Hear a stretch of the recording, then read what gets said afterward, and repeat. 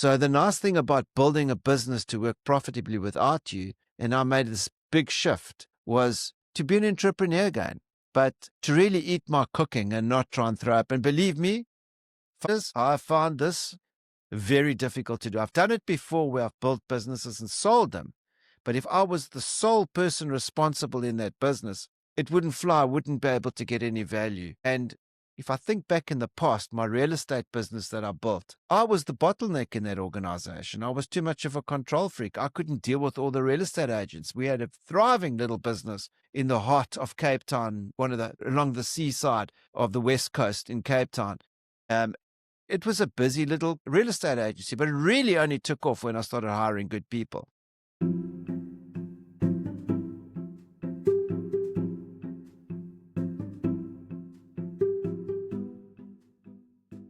You're listening to The Functional Founder with Themistocles Stergianos, a podcast for owner-operators ready to build high-performance teams, handle growth with confidence, and scale without burning out. Functional Founders, that time of the week again, where we talk about growing our business to work profitably without us. And let me explain why I think it's important. It's important because most people start businesses because they need an income of some sort.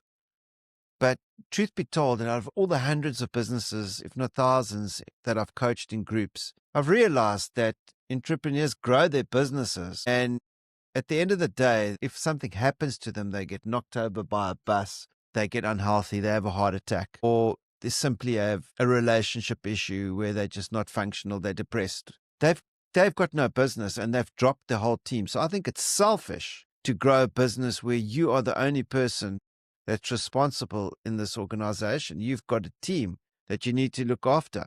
Now, don't get me wrong. There are businesses out there that manage to grow their businesses solely themselves and they've learned to outsource. I've done that too.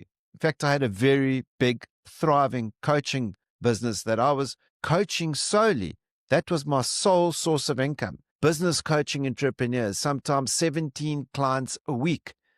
And it's great in the beginning because you're making good cash flow. But at the end of the day, what are you building and what are you trying to sell? Because you can't sell it. You're not building any capital. You're not building any value. So the nice thing about building a business to work profitably without you, and I made this big shift, was to be an entrepreneur again, but to really eat my cooking and not try and throw up. And believe me, I found this very difficult to do. I've done it before where I've built businesses and sold them.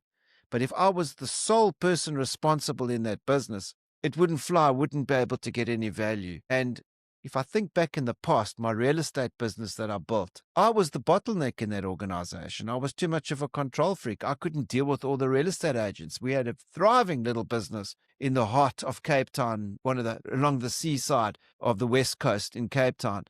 It was a busy little real estate agency, but it really only took off when I started hiring good people. And I've realized that's the theme with me, is that I need good people around me and I need to grow the business so that it feeds not only me, but it creates a life and a lifestyle for the people that work in that business too.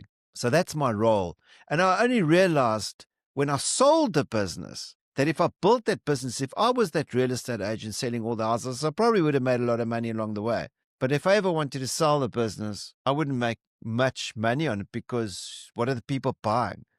They're buying me and I don't want to be in that business. So I had to sell it. And it was just before the dot-bomb crisis. It was probably about 2 years before then. And it was probably about a year before the property crisis really hit our country and the rest of the world that I managed to sell this business. But I built it up to a degree where it operated without me. I had an estate agent that I groomed and I taught and I trained to run this business to work without me. And funny enough, when I was running the business, I was very much in control of everything, but I didn't have the ability to nurture my agents. And only when I got an operations manager involved who nurtured these agents did I realize that his role was cut out for that. And I needed to focus on where we're taking the business. I needed to focus on how to take the business to the next level and grow different departments. But the long and short of it is that I managed to sell the business because it was a system that I could walk out of, and someone liked that system. They liked the fact that the business could generate cash flow without me having to be there. And that pushes up the value. And the same with LabWorks. We're building it in such a way that the system operates without me. And I found that a big daunting task, very daunting task, because I was probably a little embarrassed to tell my team that I'm building it without me being there. But the truth be told is that I'd be very selfish if I'm building it for me. I'm building it for them too. I want to create a business where people can grow, where their management skills can grow. They can grow within the company, learn all the skills and the trades, become better leaders, employ more people, and grow a company where we can have long-lasting legacy, whether I'm part of the business or not. I want it to be a choice for myself as much as for my team. And if I'm the sole person running this business, how am I going to impress on my people that work for me, that is, life? How can I make a difference in their life? Because I'll be solely looking at my needs and my needs only.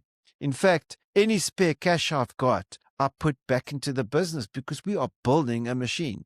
That's what we are doing. We are building a profitable business to work without us. Guys, it has not been easy. Let me tell you, I've had some absolute heartaches. I've coached hundreds, if not thousands, of founders. And eating my cooking again and trying not to throw up has been the most difficult, most daunting task. But I remember meeting someone along my journey while I was a coach many years ago. And he said this. He says, Themi, imagine bumping into the person that you could have been. Imagine bumping into the person that you could have been. Now, I'd studied hundreds of case studies. I've been coached by many top coaches, and most of them have the philosophy around building a business that has capital value. They didn't say it's easy, but that's what they said. And if I had to bump into the person that couldn't do that, and I coached it, that would be absolutely horrible for me. So my intention is to take LabWorks to the next level. Last year was diabolical, mainly because we had such a dogleg in growth that our people couldn't cope, our systems couldn't cope, and it's like going on a skateboard. I don't know if you've ever been on a skateboard when you're young and you're taking a downhill, and that skateboard starts doing a little bit of a wobble, and it starts wobbling, and eventually it gets out of control till eventually you actually have to jump off, and that's when you have all these knee scrapes and injuries, etc. It's a speed wobble. That's what we had last year. We had a speed wobble. And we had a speed wobble because we didn't quite understand the intensity of how important people are in our business. This year is very different. This year we're focusing a lot on who and not how. So we've got systems that we're developing all along, but we need A players to run these good systems. And bringing A players on board comes along with a host of other issues, some of them being getting them to fit into your culture. It's not easy. So A players are used to working, most of them are used to working in organizations where they've proved themselves, and you want that skill. But most of them haven't had the experience of being in a growth business. I had an A player phone me recently, and he said, Themi, I just want to get your perspective. I'm finding it quite hard to fit into the multitasking of being an employee, but managing all these tasks, working extra hours. I mean, and his exact words were to me, bless his ears, he's probably listening to this, was if you had to pay me for all the hours that I've been working after hours, yeah, it would cost you a lot. My reply to him was, if I could bill as for all the extra hours that I've put in to get this business to this stage over the last 5 years, no one would be able to afford it, and this company would be bankrupt. So I had to give up my life and my soul, and I still am.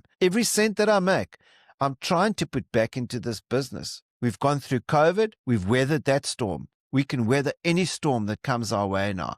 But we do need good people. We need A players. Jim Collins says it quite well. We need to get the A players on the bus. But it's not only about getting A players on the bus, it's getting the Bs to become A players in the bus, and it's getting the Cs and the Ds off the bus. And I developed a system called the Truth Audit.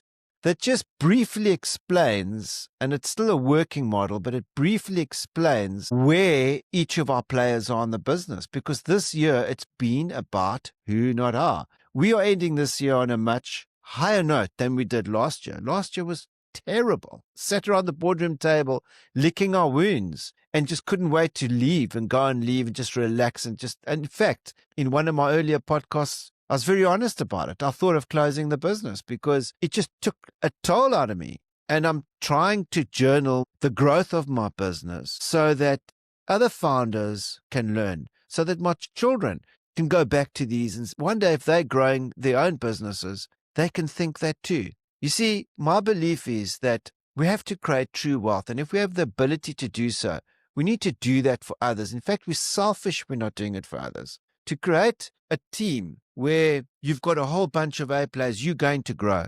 But then you've got to make it worthwhile for these A players. And when my A player phoned me this week and said to me, I'm finding it difficult to juggle with all these hours that I'm spending, I said to him, man, working in corporate's another animal. There's room for error, lots of room for error. We're a founder. We have to put a lot in. But our heart is in this business, and we're going to feel so much better if we get it to the level where we want, because we've committed. We've done the hard miles, and we can acknowledge the people that have walked the hard miles with us. There's no room for error in our growth business. In fact, sometimes we can lose the business, cash flow-wise, people-wise. A players are looking at the founder to see whether he is holding the B's and C's accountable to do what they're supposed to do. And if we're not doing it as founders, that's death warmed up. A players will leave you. They will get upset. So it's a constant struggle for me to have to bring myself forward and say, okay, I need a system for this. And that's when the truth audit was developed. Now, I'll quickly just show you an illustration. It's in the making, but we use it. It's an SOP, a standard operations procedure, for us to really label, number one, label our teams and future team people joining our team. And how do we label them out of 1 to 10? Number two is giving them that label, like assigning a label. Are they an A player, B, C, or D player? And getting them to do it as well. And number three is making the decision, do we coach or do we cut? Because if they're C's and D players, we need to make a decision around coaching cut. Have a quick look at this. If you on Apple Podcasts, or you've just got the voice version of this, go to the YouTube channel, Functional Founder, and you'll see it there. I've just got a small illustration here, and it just gives you a very high-level view. It's still in the making, but you can see the LabWorks Truth Audit is here. It's a 2x2 model, and it works on two opposing forces, performance and alignment. We want those two to meet. They're not really opposing, but they're on the opposite side of the axis. So the A players meet the performance of they're very good at value fit, and they're very good at performance. B players, they're probably good at performing, but they don't have a value fit. And we could argue the other way around. They probably a good value fit, but they're not performing. And the same with C players. You could see that they have a high value fit and a low performance, or they've got a low value fit and high performance. One of those two. And then you can see a D player, and this is critical, is that they don't meet any of those criteria. So we need to ask ourselves the tough question is that what are we doing to celebrate the A players?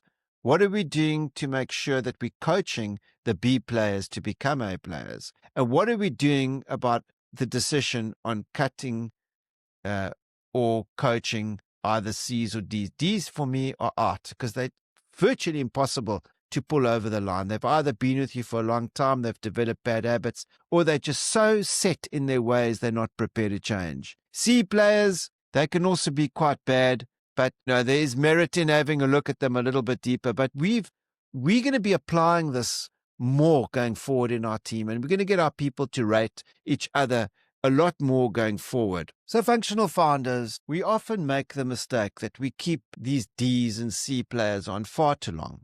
You might have your own way of identifying these specific individuals, and we go into denial. In the previous podcast, I spoke about above the line mentality, is about how do we not go below the line, where we as founders, we often say our teams are below the line, but no, we can be below the line too, in that we don't hold our C's and D's accountable to what needs to be done. We don't have those tough conversations with them. And then we go deep into denial, where we reckon we'll deal with it someday, and weeks go by and we don't deal with it.